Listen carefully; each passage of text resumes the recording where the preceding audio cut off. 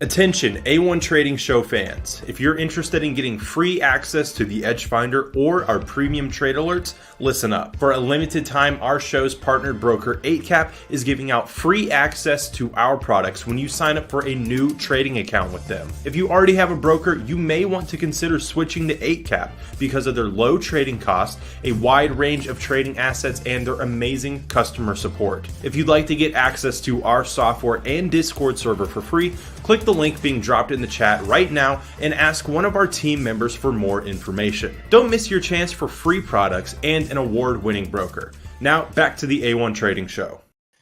All right. Hey, everybody. Welcome back to another live stream. I apologize for the delay here. I was a few minutes late this morning. My alarm went off and then I did the classic, I feel a little tired. I'll just hit snooze a few times, and then a few times turned into too many times.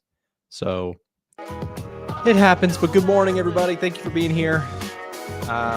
Usually I'm, a lot earlier to the office, but just felt a little tired yesterday. Maybe it was the double live streams yesterday.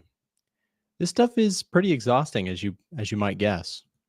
Although I shouldn't complain whatsoever because I kind of have my dream job, and I wouldn't change it for anything else. I like being on camera. I like it being all about Nick. And yeah, I'm kidding. I know it's not about me. You know how I know it's not about me is because if I talk about other topics, views, I think the algorithm is telling me that people care about market commentary. They don't care about much else, and that's fine. That's totally fine. In fact, that's how I prefer it. I don't really want this to be my personal, my personal life being discussed on the internet. Anyways, hope you're all doing well. We got gold holding its own. I love to see this higher low forming in gold. I'm kind of trying to figure out what I want to do with this position. I've been in gold for 1, 2, 3, 4, 5, 6 days. We're in a nice profit on this one, but I'd love to see if we can clear the highs here and make a move. True dream, better than a 9 to 5 in an office where you hate. I am in an office, and I absolutely, this is going to blow some people's minds. I actually worked, I had a couple of years ago, I had what maybe on paper is everyone's dream. I didn't have an office. I only had 2 people that worked for me as freelancers, and I worked from home, and I worked when I wanted, and I traded and I made videos, and that's all I did. And I hated it. So as counters, I know that's a privilege to dislike that scenario. But I realized, here I am. I'm finished with like everything I had to do for the day by 11:30 a.m. And I'm 24 years old, 25 years old. I'm working by myself. It's not a very social environment. And I decided, nah, that's not what I want to do. I want to build stuff. I've got something left in here that I want to put out into the universe. And that's where this thing came from. That's where my company, A1 Trading, we build tools for traders. We're a software company specializing in building data sets for traders. That got me out of the apartment. And I said, no, I don't want to sit at home. That's boring. There's a world out there. I want to go build stuff, create stuff. And that's where A1 Trading really came from. Was, okay, I want to build stuff. I want to work with people. I want to see what people can do. And I really do genuinely mean this.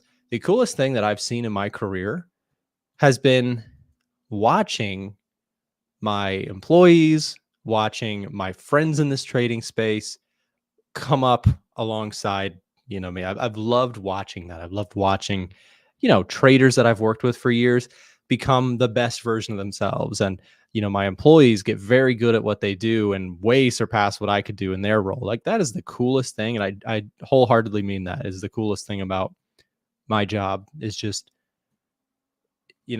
bridging everyone's skill sets. Anyways, I'm going off topic here. I apologize. So anyways, let's talk a little bit about what happened yesterday. NVIDIA earnings came out, Rockstar stock down. 5%. Earnings were phenomenal from NVIDIA, but this was a classic example, guys. I know I'm speaking with hindsight here, but it's a classic example of, expectations just being so stinking high, right? So expectations for NVIDIA were so astronomical going into this earnings. How do you beat? I mean, guys, I don't know if you reviewed these numbers, but let's look at these numbers in case you missed this. They expected the estimate from analysts was $28.73 billion in revenue for the quarter. That's, first of all, insane. They came out with 30 billion. They beat estimates substantially. You know what else they did? They beat the final earnings reported sizably as well. So the stock goes down. What's that all about? Well, the reason, arguably, is just because people have such high hopes for this company that the expectations of Wall Street are like way up here. And if they don't surpass that by a long shot, the stock gets punished. It's kind of weird, but it's almost like, I think about, for maybe a sports reference, and I should never do sports references because I don't know anything about sports, but I know that, Alabama football, college football in the US, big thing. Alabama football, for the last 10 years is probably the best team, right? Everyone knows that with the coach there, Nick Saban, when he was running the show, expect that team to be a killer team. So my point is, whatever team you want to swap out for Alabama football, whatever you want to put in there, the best team, everyone knows and expects, okay, these guys are tough. So you go in with that mindset. NVIDIA is that. It's the best team. Everyone knows this company is insane. They're going to kill it. They're going to make so much money. So to really shock the world, they have to absolutely shock that high expectation, which is what they were not able to do yesterday. Even though I'm very content with it. As a shareholder, guys, think about this. I own the shares. I'm in this for a longer term. This is not a short-term trade. I just have some NVIDIA shares. What was my reaction to this? Great. Awesome. A company that I own share in grew revenue faster than what was expected. That's great. On a short-term basis, it might not be enough, but on a long-term basis, I'm very content with that as a shareholder, longer term. This didn't change the story. And so, you know what that actually leaves me to, kind of my synopsis on that is, that's probably how most investors in NVIDIA feel. If you went into yesterday owning NVIDIA, and I will get to other charts in just a second, guys, but please understand this is very important to the whole story. I just missed unemployment claims. I'm sorry. I'll look at that in just a second, guys. It is moving the market. It doesn't change anything. I'll come right back to NVIDIA because I don't want to. I'm sorry for missing the. I'm all over the place this morning. Okay. All right. Unemployment claims came in right in line with expectations. Market's going to say, okay, preliminary GDP came in 3%. Ooh, baby. Ooh, baby. We like to see that. We definitely like to see that. Look at this. I survived my trailed stop here. I almost got stopped out or trailed out for my my SPX position. I have a position on SPY. Price came down on the NVIDIA earnings, but narrowly missed my stop loss and is rebounding right now off of that better than GDP number. That's the big number right there. Preliminary GDP came in way better than expected. 3% growth. Heck yes. If you've been listening to a lot of my content, then you know how I feel about, I am more in the camp of let's get slow rate cuts going and tag it with strong economic readings. That's my sweet spot, right? Some people are more like, no, this can cool off, but we need to see 50 basis points because then you're going to get real estate rallying hard. You're going to get the Russell rallying hard, but strong GDP and labor data that comes in, okay, we can do that. We can handle that. It's great for the NASDAQ, great for Megatech, right? How's NVIDIA doing off of that reaction? NVIDIA, what you doing here? All right, a little bit of action there.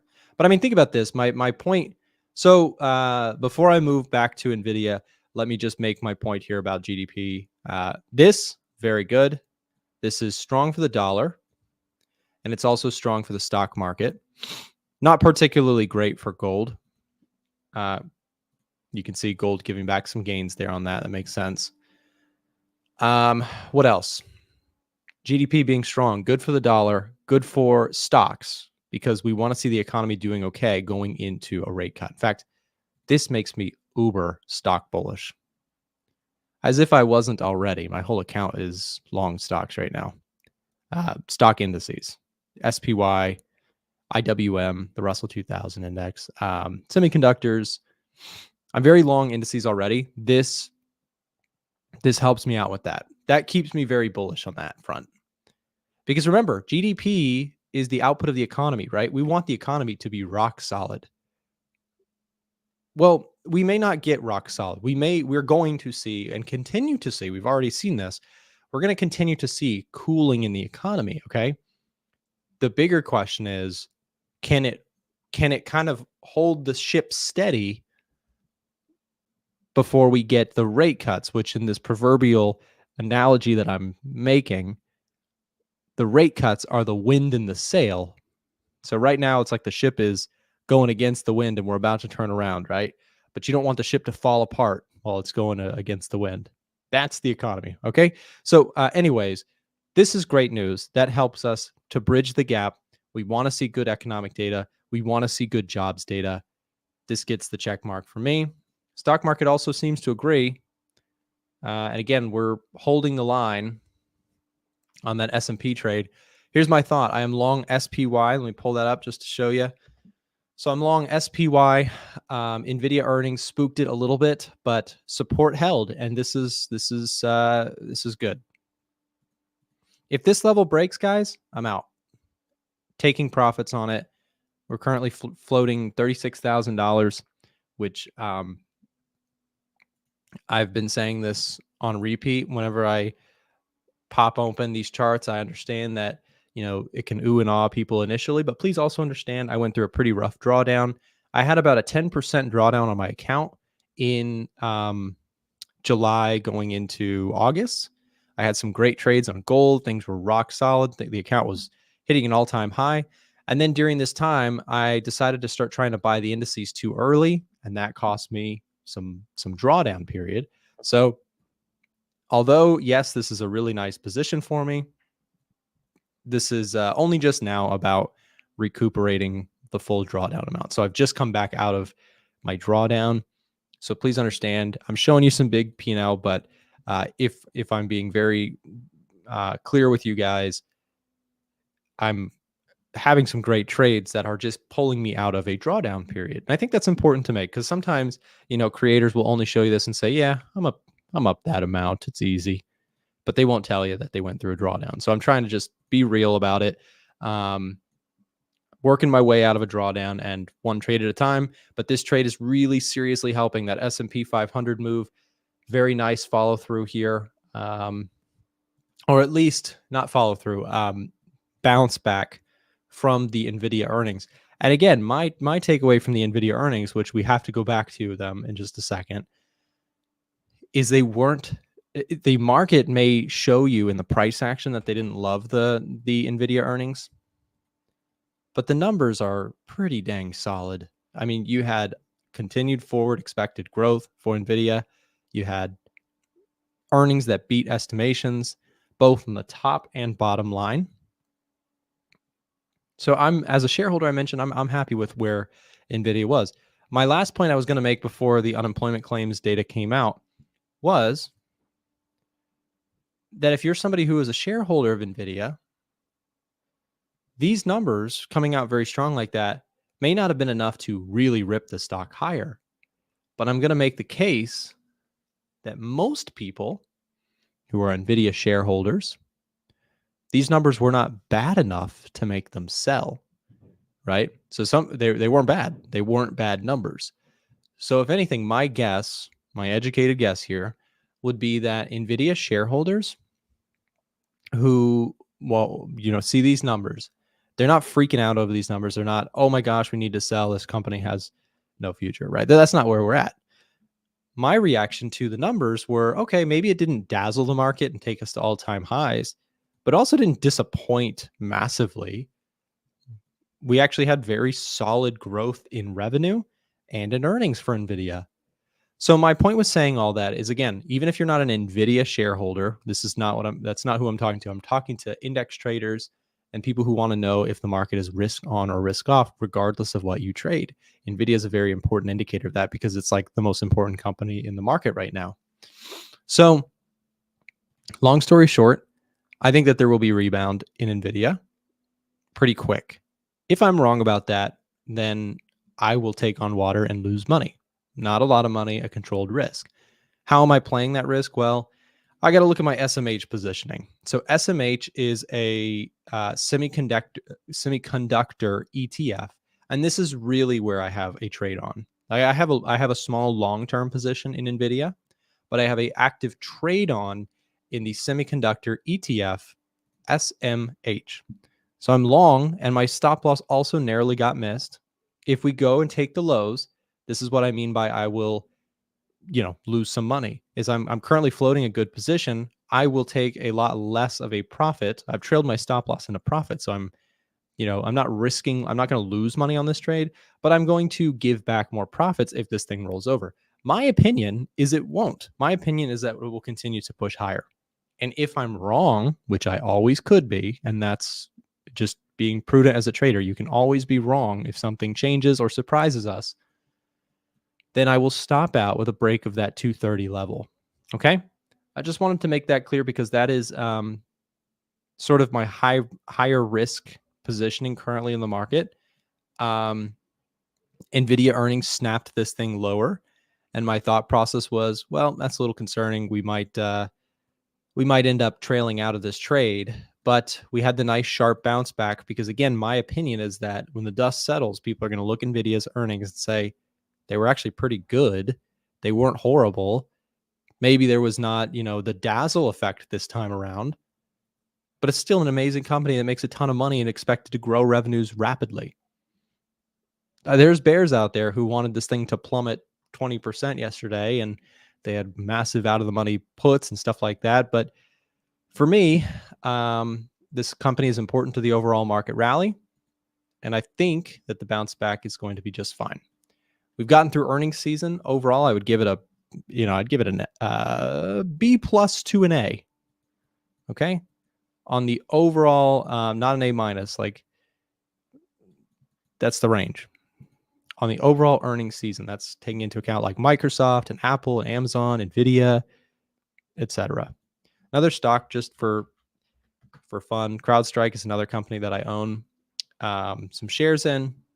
Had their earnings, beat numbers, came down. And again, this is the tricky part about owning companies that have such high expectations on them.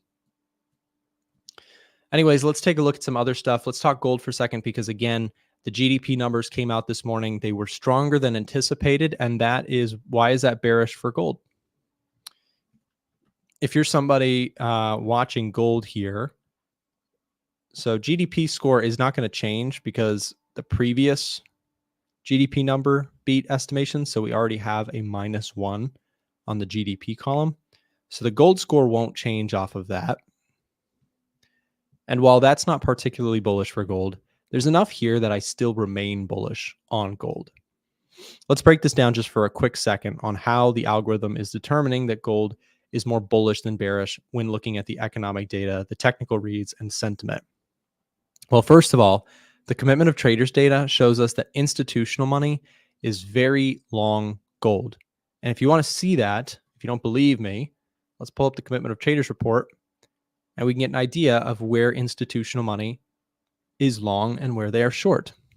So take a look at this. The net positioning tool right here shows you that of all of the symbols that we track, gold is actually the most long, 85%, let's call it, of contracts traded by the non-commercial COT report, which is the hedge funds and banks and speculators in the market, they're very long on gold. They have huge positioning on the bullish side of gold.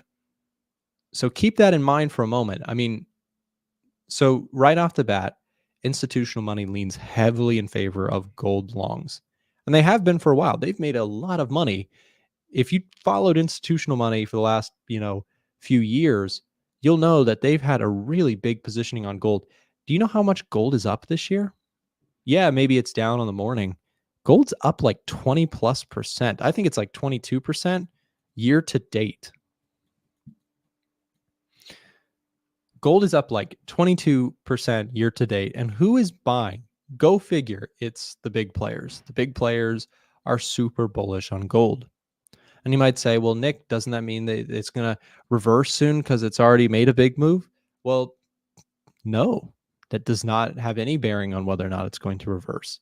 Because a lot of times when you look at gold historically, watch this, I'll blow your mind. Let's go to a 12-month chart.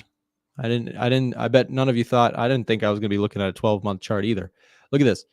When gold gets going, it gets going. And I think that we're in a cycle here. So again, what if you said, here's a year where gold was up 32%. What if you said, well, let's go to one more comparable. Here's one that was up 20%. Let's put ourselves on replay mode on the 12-month chart for just a second. So you're looking at gold, and let's say it's like this year. Oh my gosh, here's this year. We're up at 1.20% on gold. It's too high, got to sell it.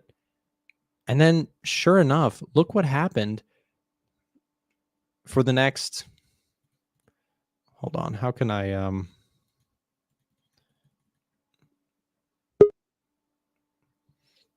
on, I'm going to speed this up.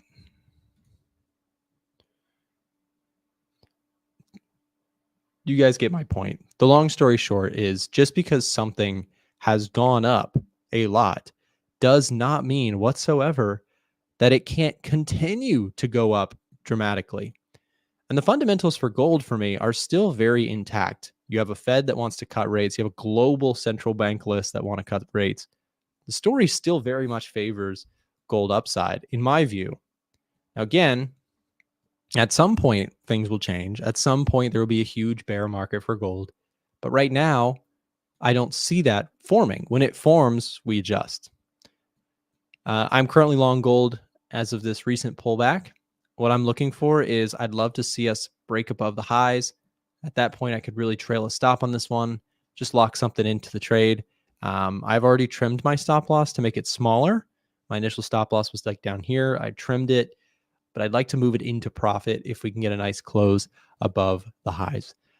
Anyways, guys, I mentioned the Commitment of Traders data tool as well as the Edge Finder itself. If you're a regular viewer and you'd like to get a copy of the Edge Finder, it's currently 35% off. We're doing a big discount this week. If you would like 35% off the tool, that is for stream viewers especially. So if you're watching with us live right now, we're going to drop a link here in the chat where you can get 35% off access to the Edge Finder. It's a one-time fee to get access. You can pay with Bitcoin, with Tether. You can pay with card, debit, whatever you want to pay. Someone from our team can help you with the payment process, the discount, as well as answer any questions that you might have about getting access to the tool. Again, it's a one-time fee. You don't have to pay monthly. We're not going to charge your credit card forever. It is a one-time payment to get access, and then you've got it. So if you want to get access to the Edge Finder, 35% off, send us a direct message using this link right now, and someone from my team will help you out. All right, guys, we're going to take just a quick break, and then we got Miko and Marco joining the show to talk a little markets just after this. We often get asked by our US viewers, how do you guys trade gold and indices on a regulated broker? To trade gold, indices, and more, we trade using Webull. And for US citizens watching now, for a limited time, you can get free stocks if you use our promo link that can be found in the description or dropped in the live chat right now. Webull is our top pick and personal choice when selecting a broker here in the United States for stocks, indices, and commodity trading specifically. Get your free stocks now by clicking the link and signing up using the instructions found there. Now, back to the show. All right, guys, and we're back. Sorry, Miko, you're blocked for just a second. We'll have it fixed. We're adjusting our stream layout. There we go. No All worries. right. Hey guys, how's it going? What's Hello. up? Hello. Miko, I like the shirt. That's an awesome shirt, man. Thank you. Thank you. Good to have you guys back on the show. Miko, Marco, regular contributors to the A1 Trading Show, and we have a little bit of a routine here. So I'm curious just to go through some charts with you guys, see what you're looking at. Marco, do you wanna start and just walk us through what you're looking at today? Yeah, for sure. Okay. So the dollar pairs are pretty active this week, while the JPY pairs are looking pretty flat, corrective, and range bound. So the euro and US dollar is having some big bearish momentum legs on this 1 hour chart, and I'm looking for sell setups, but I would want to see this push continue down a bit more. Then we have the euro and the Japanese yen, which is pretty flat and corrective, just broke out of this major range and retraced. So I'm expecting more range bound price action. I'm just leaving this pair alone. Aussie US dollar was looking pretty flat, so I did employ my range bound entry, basically sold when we broke the top here, and like it almost hit a take profit. It missed me by 1 pip because of the spreads, and then went all the way back up Oh and no. for a loss. So it's one of those. Yeah. But yeah, currently it's looking still pretty corrective. I will be more patient on the Aussie and the US dollar as well. AJ is very corrective. If I zoom out, it's just looking completely flat and all over the place. Maybe this move can get some conviction, but currently it's not looking that good. Pound US dollar is kind of moving down a little bit, printing some big bearish candles, but again, I need to see more conviction than this. I want to see a trend start such as this one that we had. This was absolutely perfect. So there's a clear distinction between this market condition and this one, and this is what I wait for. And the final one is going to be the New Zealand and the Japanese yen, which did break out of the range, which is pretty interesting. Only JPY pair that actually broke out, but then it paused here in the top a little bit. It could not commit fully. I am looking for potentially another push up and then to buy right here. So that's kind of my analysis. Nothing is a 10 out of 10. Everything is, I would say, very corrective, and I still need to see some major momentum kick in. Sure. Yeah, no, and I kind of agree. We had that some very clear trends on the yen crosses, and then now bit of choppiness, bit of back and forth. Just taking a look at the dollar yen as an example, you had these big downtrend moves, and then now a little bit of back and forth. It seems for the time being. Mika, what about yourself? Are you watching more dollar crosses, yen crosses, metals? What is top of mind for you? So yeah, USD pairs is kind of what I'm looking at. We've seen some really nice upside over the past couple of weeks, and it looks like we're starting to see the market take a bit of a breather. And I do think there is still room to the upside for the dollar pairs. I think USD still has some room to the downside, although we've hit some big areas where I do think we'll probably see the market take a bit of a breather, have a bit of a pullback. So hopefully this could line up for some nice long opportunities, some really nice swing opportunities, hopefully sometime next week. A few areas I'm looking to buy from, especially for Euro USD, 1.104 and 1.1 on the dot pretty much.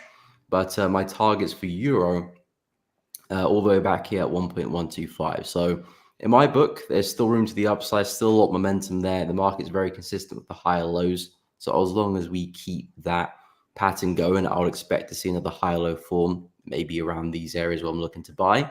And hopefully you can see price push on. Pound USD looks good as well. I'm looking for upside. We've smashed through this high here. No real retest of that area. So if we do get a pullback, hopefully we can see some confirmations and some buys there. So very, very similar opportunity with pound. USD CAD, similar trade, but of course in the opposite direction. A lovely level of support here. We smashed through that with a big candle. So again, looking for a bit of a breather. Hopefully come and retest 1.36. And then I do think we can see some downside. So I'm still very much weak, bearish on the USD. I think we can see a bit of a pullback, maybe next couple of days or week or so. But I do think weakness is still in the pipeline. I like that breakdown you did on the euro as well. Just I kind of on the same page with the dollar. I think that you may see a little bit more room for the dollar. It's had this huge leg lower. It's kind of you are here sort of moment.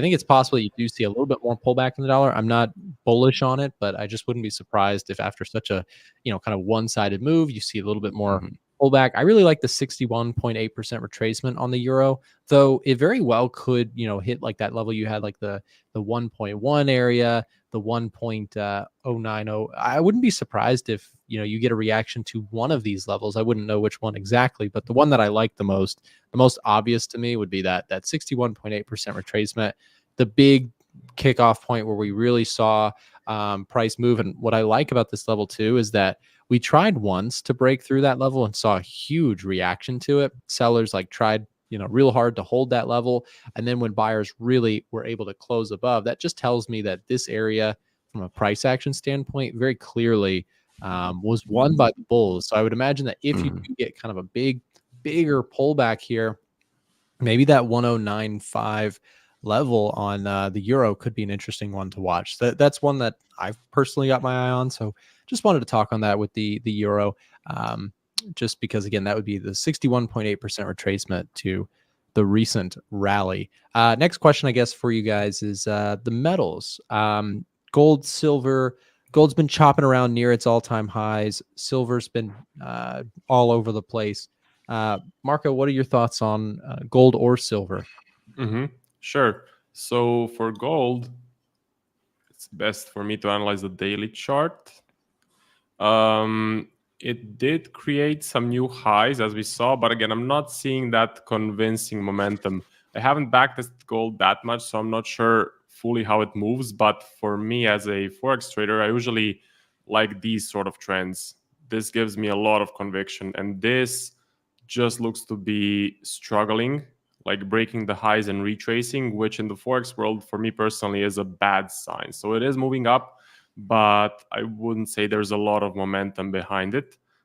Silver, I think, looks even worse. Let me check it out. Yeah, it looks even worse. For me, this is just stuck in this sort of range bound price action, corrective price action. So I would need to see, for a bullish scenario, a nice large impulse to the upside. I would like to see this price action repeat itself.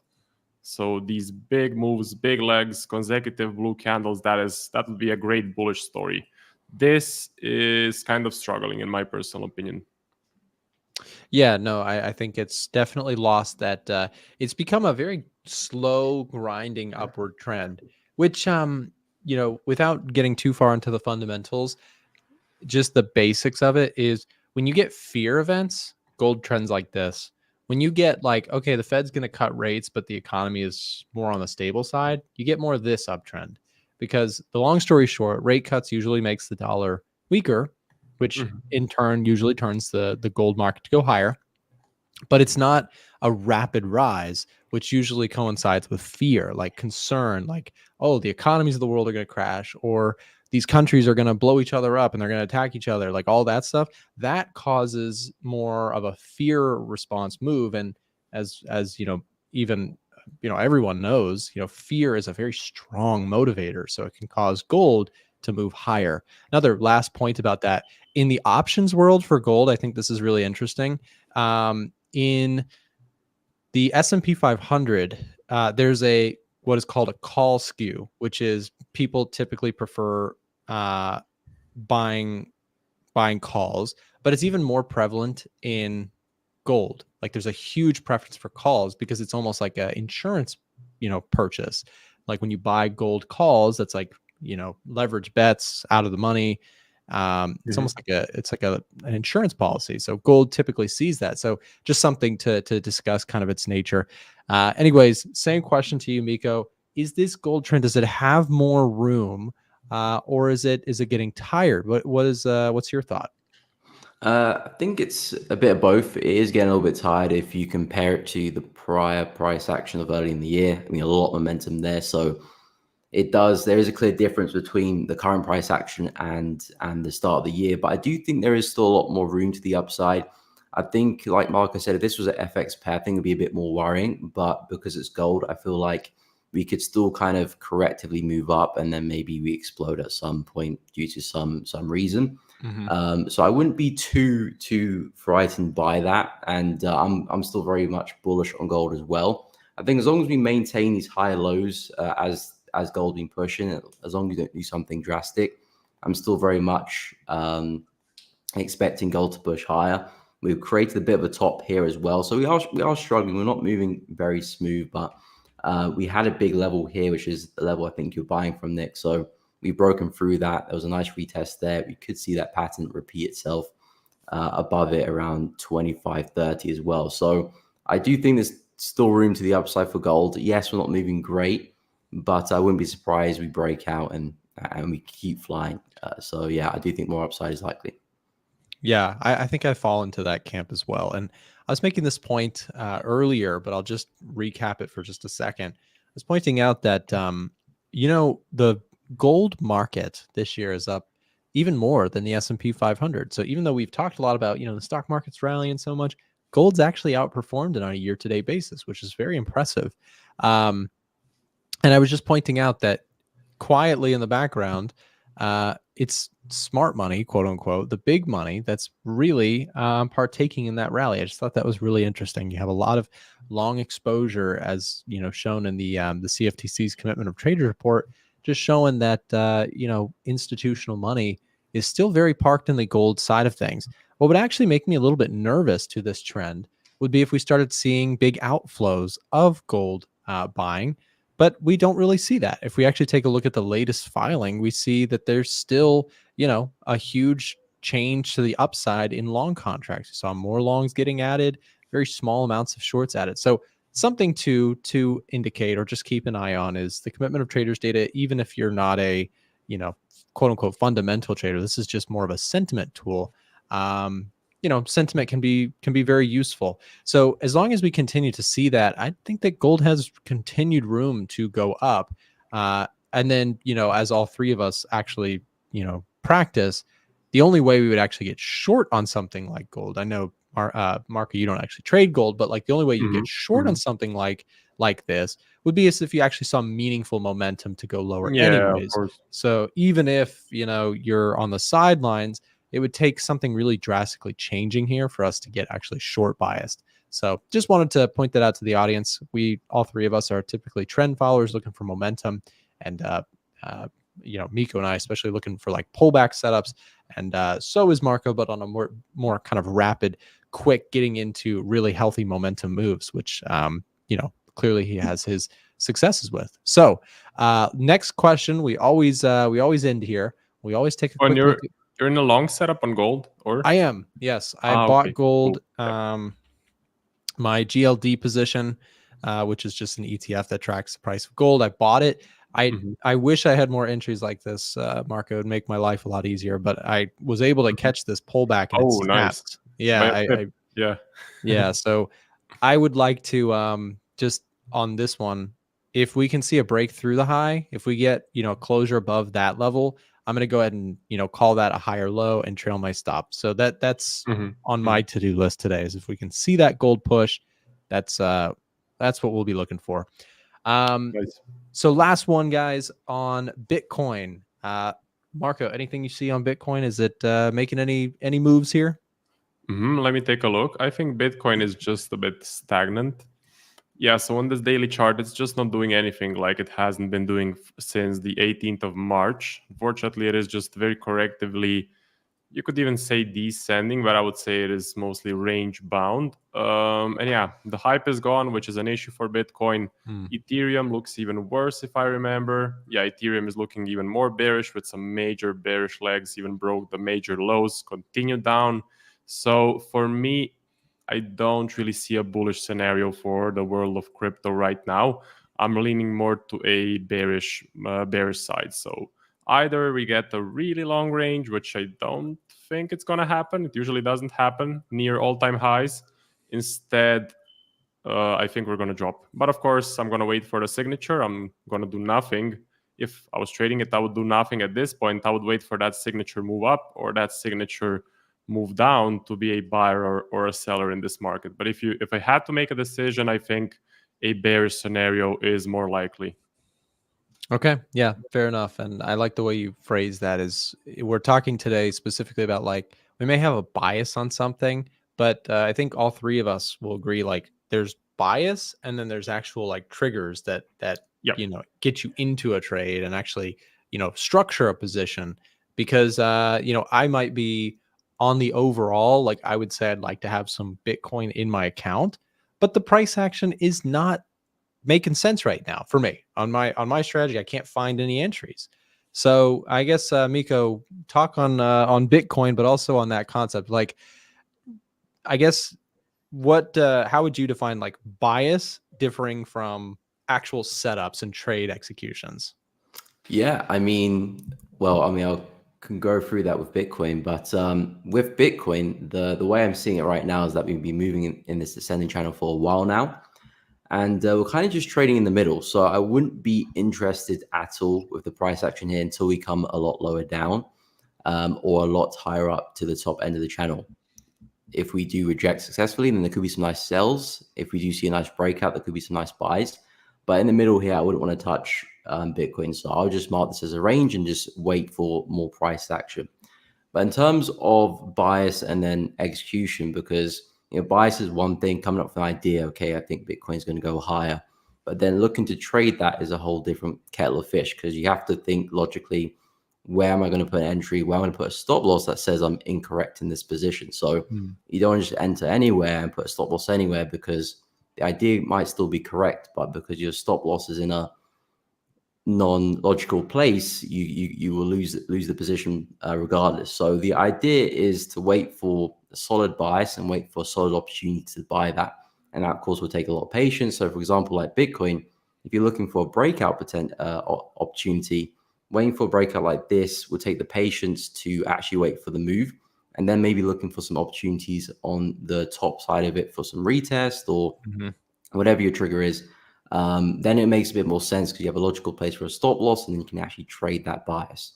But a lot of people just jump in and trade the bias without necessary confirmations, which is obviously a bad cycle to be in. Yep. Very, very well said, Miko. And that's kind of right in line with what I was going to say too. If I can just show my chart, I know we've got the same thing drawn here, but when it comes to Bitcoin, here's the thing. Some people, the perma bulls on Bitcoin are going to say, Bitcoin is going to explode from here. This is it. It's about to rip higher. And they'll always say that, right? Just like a perma gold bull or a perma stock bull, you can be permanently bullish or bearish. But as a trader, my opinion, and history has been pretty right about this, is you can be late to a Bitcoin rally and still do just fine.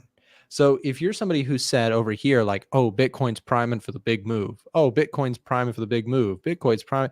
Like if you kept saying that, you've traded sideways for the whole year. So let's just say, okay, I'm just not going to do anything on this chart until we break this channel. And then maybe we come back like we do on this show once a week and we just look at it and we say, hey, has it done anything? Nope. All right. And, the reason I bring that up is because what I mean by being late and still being able to partake is if this thing really breaks out, this is all going to look like small price action. Like if we really see Bitcoin do another Bitcoin thing, it will do something like this. It will break out and it will just scream higher and the pullbacks will be brief along the way. So I just wanted to bring that up. Being early to Bitcoin is very easy. From at least historically, my experience has been, when it's in a downtrend, it's so easy to be early and wait on it for so long. But then once it's actually making its moves, when it's actually trending very strongly, you want to partake quickly and with good risk management, but not wait on it because, again, you can sit around waiting all day long in an environment like this. But then when it actually makes the move, you want to kind of be involved. At least that's my my take on it. I know it's kind of reading the tea leaves a little bit, but that's the idea, at least, is wait for the actual move to begin. Don't worry about being early unless you're buying it like long term and you just want to stick it in your account. Like if we see a big breakout, I think we've talked about this before, all of us discussed, like if you saw a massive crash in Bitcoin, if history is a lesson, then you probably want to buy a little bit for the long term. Not financial advice. This is just what we've discussed. And maybe it goes up in the long term, maybe it goes to zero, but the risk to reward becomes, pretty decent on a longer term basis. Which is that fair to say, Marco? Would you agree with that? Like, Yeah, Trying to 100%. time this is just tricky. Yeah, 100%, 100%. It's best to wait for confirmation. And yeah, if it drops down, I think a long-term buy is gonna be a great investment. Of course, not financial advice, but looking at the history, if it drops all the way to, let's say, I don't know, 40K, I think that's a really good price to get into, like a long-term. So I actually like crypto for a long-term investment. For trading, I think it's very seasonal, so you're gonna be losing money for 2 years and maybe make money 1 year. Yep. But for long term, like 10, 20, 30 years, I think it's a really interesting asset to have in your portfolio, 100%. Yeah. I actually think it does have some similar traits to gold. Like gold will make a lot of its runs very quickly, like all of a sudden, and then just go into like hibernation for several years. And like that is on a very long-term basis. Like gold becomes like very in demand when people are like, oh my gosh, the governments of the world, like things are going crazy. Like in 2010, like the Greek debt crisis, the 2008 financial crisis, those scenarios, gold becomes in season and then it comes out of season. And I think Bitcoin may have different use cases than gold per se, but I do think that it probably has the in season, out of season thing, as Yeah, opposed for to something sure. like, good companies probably just go up most years, slower than when those big explosive moves happen on Bitcoin and stuff. But just something to think about. But anyways, guys, I want to thank you for both coming on and spending some time with the show here today. Just for audience members, Miko, Marco come on every week, and we do a little bit, we call it our Technical Thursdays session, where we just talk charts, we talk segments. So if you guys enjoyed this, I want to ask you a favor on behalf of the A1 Trading Show, myself and the rest of my team. Do us a big favor. Make sure to go support these guys. Subscribe, follow along with their content. You get more work from them if you want to watch along with what they're doing. They have their own YouTube channels. We've just dropped the links to theirs in the chat right now. So please do me a big favor and go subscribe, support their work. And thank you guys both for coming on and helping us out with the show today. No worries. Appreciate it. And I See ya. just want to quickly add, for anyone that's looking to like long-term buy Bitcoin, always put it on a ledger wallet. Never keep it on the exchange, because that's super unsafe. And on your ledger wallet, it's locked, it's with you, so it's like the best possible option. Just a little heads up. That's a good point, especially if you're again, there's been a lot of exchanges. Especially be careful with the sketchy ones, like the unregulated ones, and backdoor ones. You can suddenly wake up and not be able to log in because they took your money and ran. So be careful out there. That goes for not just crypto, by the way. That goes for Forex. That goes for you can go to offshore brokerages and get really hurt, and people don't really know that. But I typically only recommend regulated brokerages for that reason. So anyways, good tip there, Marco, for sure. Thank you guys both for coming on. Thank you. See ya. See you next week. See ya. Bye. Bye. Yep, always good stuff from those guys. I love doing that session each week with them, and I imagine they also do as well. So make sure to take a second, go subscribe to Miko and Marco on YouTube.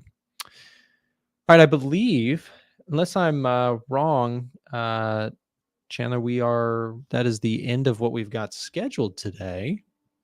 I didn't see anything else on the A1 website. On the recap here, where are we at with gold? So gold 4-hour chart. So we are just right around the highs here.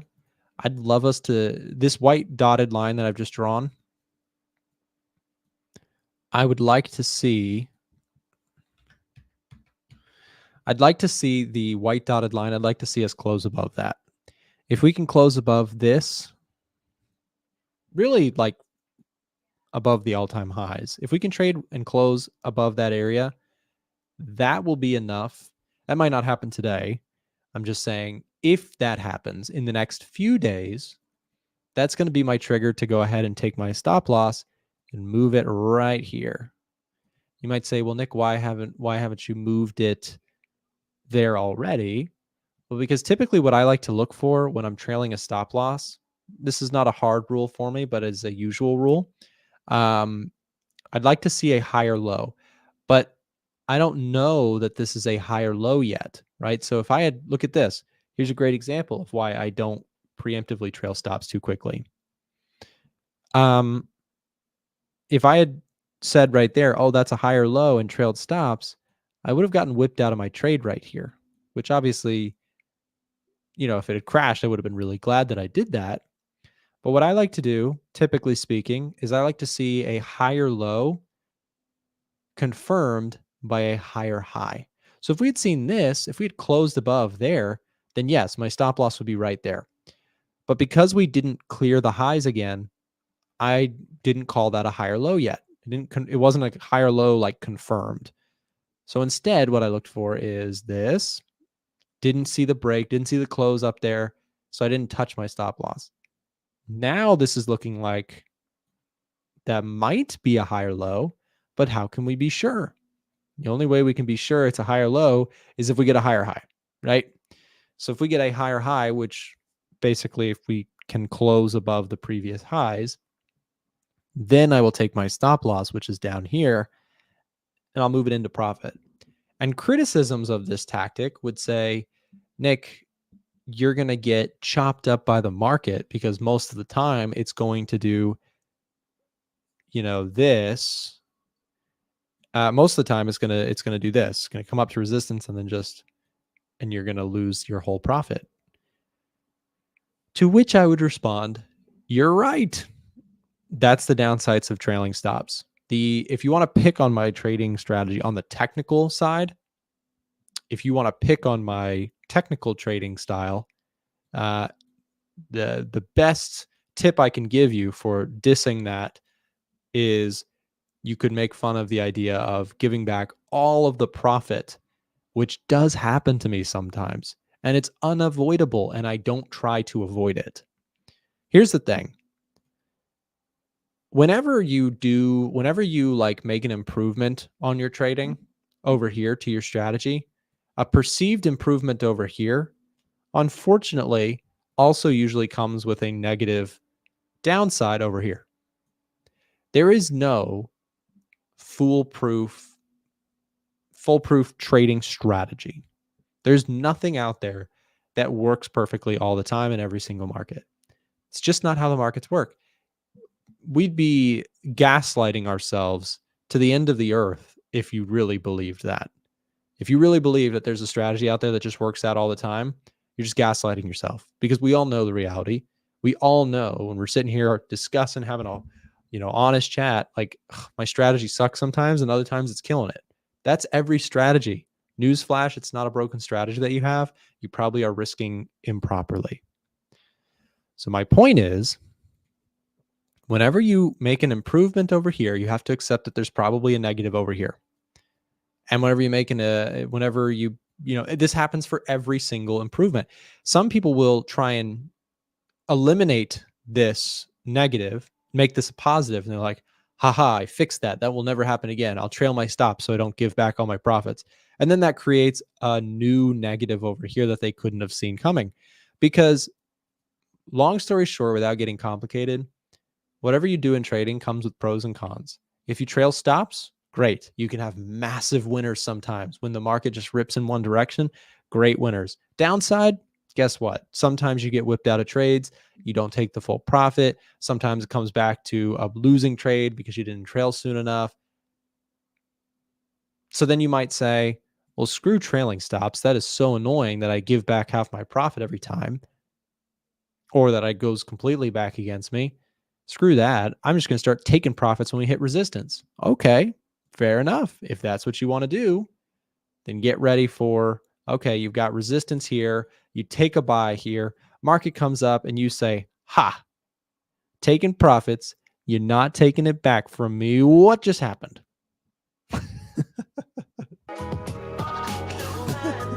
The market, no, that's not the right sound. This is the right sound. You say, ha, market, you're not going to do it to me. I'm going to buy this market and I'm going to close for a profit right here. And then you know what the market does? You ready?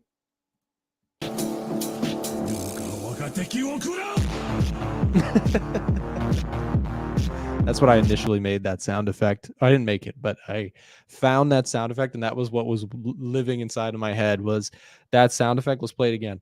The sound effect is perfectly annotating when the market just rips through a high and baffles everyone. That's like the vibe.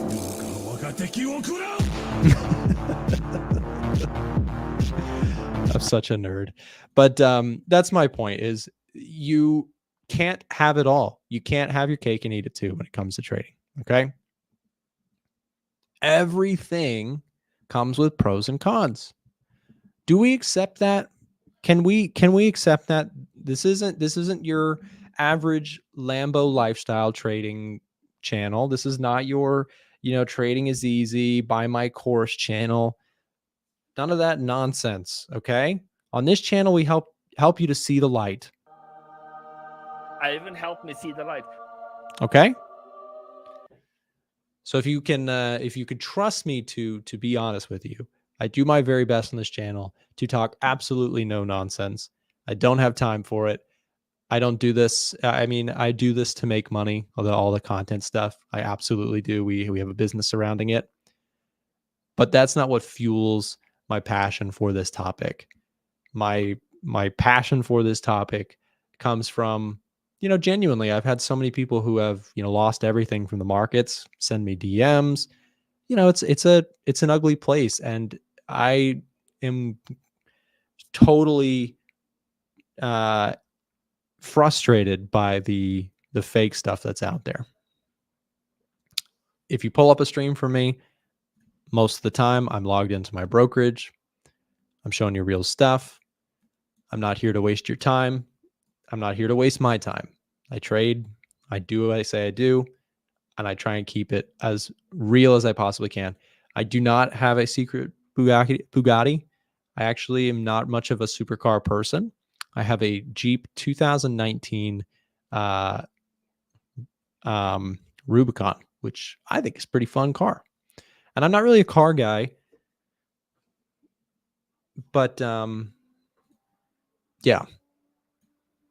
So anyways, NASDAQ is rebounding here nicely from the NVIDIA sell-off. I went through a whole monologue on that. If you guys missed that, you may want to rewatch the first portion of the stream where we discussed NVIDIA's earnings and where we're at on that.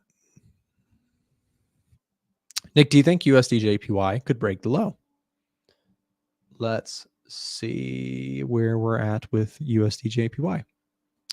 Dollar yen, do you think it could break the low? I think it could. In fact, I think the top setup still leans bearish on this. Yes, dollar yen's getting a very bearish reading. So I do lean more towards the very bearish camp on dollar yen. I wouldn't say that I am very bearish. The Edge Finder is very bearish. I've mentioned this one a couple times. I think the only areas I can really see maybe getting a setup going on the bearish side would be if we retest this area. Maybe there's something there. But that's a distance away. So there's nothing where I'm currently looking at the chart where I'm like, oh yes, I need to sell. Because look at the daily chart. Daily chart, I always praise the daily chart as the most important chart in my opinion. It's objectively the most important part in my opinion. That's the daily chart. I like the daily chart because it's what is very frequently used chart. The average trader uses, the average investor looks at a daily chart. Institutional money who, in order to move money in and out of a market, have to do it usually over a spread out a period of time. They're looking more day to day. Fundamentals lean a little bit more towards the higher time frame charts. Not always. There are day traders who use fundamentals, don't get me wrong. But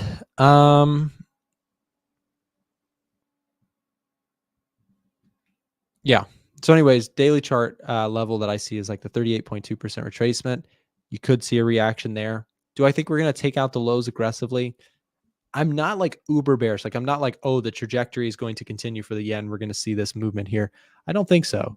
You may get a little bit more, of a rebalancing of the yen. If we take a look at the weekly chart, does this have room to trade more sideways? Yeah, I think totally it could. Is it likely to just snap into this uptrend, this perma uptrend again?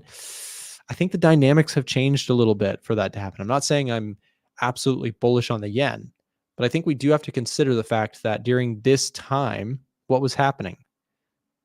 Inflation was rising. Interest rates in the US were rising. And that, I think we'll look back at this period and this block will be pretty unique. If you're somebody who watches the dollar yen on a fundamental basis, these conditions are changing. Inflation is no longer rising in the US and abroad. It's mostly falling. And interest rates are not rising for the Western countries. In fact, it's reversed. Now we see interest rates headed lower mostly and inflation coming down. So I think that, if logically, that doesn't necessarily mean that we need to start reversing and doing this move. No, I don't think so. Not unless you get a market global recession. But I think that this block is unique. I don't think that we're going to see that sort of uptrend continue forever on the USD JPY. Currencies don't typically do that forever. On a very long-term basis, currencies move like sideways, right? So I think it's very possible that we see more of a, balanced, maybe sideways market for some time. But I don't think we snap back in to just this environment. Doesn't mean that I'm bearish on this chart. It's not saying, oh, I think we're now going to do this. That's not what I'm saying. I think most likely probably have some room to bounce back, move sideways, etc. Does that make sense? I think the fundamental conditions have sort of changed from this easy uptrend. And if you traded this with us, some of my best trades in 2022 were right here. That was the highlight of my currency trading career. When I was, trading currencies predominantly in 2022, that was like what I was focused on heavily. I was still trading indices and gold, etc., but I really was focusing on this currency pair. This and EU for like a whole year. That's like the only two things I traded because the dollar just looked so red hot and I was just long the dollar like the whole year. Granted, 2022 was an awful year for my indices and gold trading. I lost money that year on that side of my trading. I made money on my currency trading that year. My point was saying that is that, when you get these environments, for me as a fundamentalist, I got to trade them. I have to focus on them. So I really focused during that time on those currency pairs. Meanwhile, I was doing terrible in my stock indices and gold trading account, the Webull account that I show. And then now recently, I've really moved away from focusing so heavily on currencies. I still trade them. If I can find setups, I certainly will take them. But it's not my forte, and it's not as clear to me as it was during this time. It was so clear. We were doing that on this lot. Was anybody there? Can I ask the audience just to drop a comment really quick? How long have you been watching the streams? Even if you're just like tuning in once a week or a couple times a week or every day, how long have you been watching the streams? I know there's several of you guys that I recognize that are here all the time. We got Alan and Lee and Ball Out. And there's this guy, Ivan, who keeps showing up. Not sure who that is. And then, I know there's a lot of you guys. And even if I didn't mention your name, I will, if you're commenting regularly, there's a good chance me and the team know who you are. Because we're here every day, obviously. Nobody is more. You know who the number one viewer of my YouTube channel is? Might surprise you. The editors. Because they have to look at every piece of content. Poor guys are probably so sick of me. So sick of my voice. About a week. Well, welcome. If you're new, I'm glad that you're here. 2019. Wow. Emma, you've been around for a minute with me. About 2 years, approaching a year, 3 months. That's awesome. Thank you guys. A lot of you for your, I get a lot of support on this stuff, and we really do appreciate it. The vast majority of the comments on our content here are very positive. Every once in a while I get the negatives, but that's just social media for you. But the vast majority is very positive. And anybody who, I always make this point, or try to make this point as frequently as I can, the trading community is absolutely not toxic if you're in the right circles. So I challenge you, here's your homework for today's live stream. Go browse around Twitter and the more controversial figures of YouTube in the trading space, maybe the influencer traders or, and what you'll notice is that you can very quickly find the toxic circles within trading. You can go spend your time having a Twitter battle with some random on the internet, and you can find the negativity if you want to find it. But I got to say, we have some of the most genuinely wholesome community members that watch these streams and videos and comment on them. And I imagine that I know that there's a lot of, circles that are more on the toxic side. But my guess is that if you're a regular viewer and you stick around here, let me make a guess about you. Maybe I'm right. Maybe I'm wrong. You're not here to get rich quick. You're not here to get a Lambo lifestyle. You're here to better your family's situation. You're here to put in the work, and you've accepted that. You've accepted that this stuff is hard. You're here to, at first, maybe just supplement part of your income. Maybe you're just a hobbyist and you just really like this stuff and you want to learn about this stuff and you like demos and demo trading and you like back testing. Not everybody here is so cutthroat about this trading thing that I've got to make it in a year. Or anybody did I guess you right? If I guessed you right, type yes. If you're somebody who's just, I'm here to be a practical trader. I'm not here to gamble. I'm not here to mess around. I'm not here to mess around with the toxicity. If that's you, type yes in the chat. I'm just curious. I have a feeling that you relate. That's me for sure. That's where I started. And I can tell you that if that's you, you're on the right path because you're not messing around, not gambling, not getting in heated comments on the YouTubes and all that stuff. I mean, come on. I know where we're really here. Most of us, the reason is because we're here for the right reasons. And I think that that's why, we probably do have some really long-term viewers. We have some long-term viewers because we're not we do have a lot of people inevitably who are here for the wrong reasons for a little bit and then they leave, right? People who want to just make quick money. They realize this stuff's really hard. And then they say, actually, I'm out. But there's a lot of you who are here for the right reasons. And I just want to say, shout out to you. That's awesome. All right, guys, I think that's gonna cover it here for the stream today. I don't believe we have any other guests. I'm just gonna double check. If we do have any other guests, Chandler or James, let me know. But if not, we can go ahead and call it good. Before we go, just a reminder, if you're a regular viewer and you'd like to get access to our software tools, they are currently 35% off. You get access to the Edge Finder, which includes the COT data. It includes our top setups algorithm, all of our macroeconomic scanning tools like the economic growth section, labor data, so you can look at GDP statistics. You can look at NFP data, unemployment rate, CPI data, interest rates, all that good stuff. If you want to use our playground of data to help you improve your trading by getting more insights on what's happening in the markets, get access now. It is currently 35% off. It's a huge discount. So if you're here for the long term and you don't actually have access to the tools and you've thought about it in the past, I'm telling you, chat with someone on my team. They're very nice people, just like you all, and they can get you some information about the software that we offer. And that's going to be it. Thank you guys so much for tuning in today. Have a great rest of your day. Thanks for being here with me, and we will see you back tomorrow. Thanks for tuning in to today's A1 Trading Show. Make sure to subscribe and to turn on post notifications so you don't miss the next one. Also, we're looking for more guests to come on the show. If you're comfortable being on camera, have trading experience, and you're looking to grow your audience exposure, we'd love to have you on. In the live stream chat and description below, we'll drop a link to apply to be a live stream guest and join in on the conversation. We hope to have you on soon. That's all for today. Trade safe, and we'll see you next time.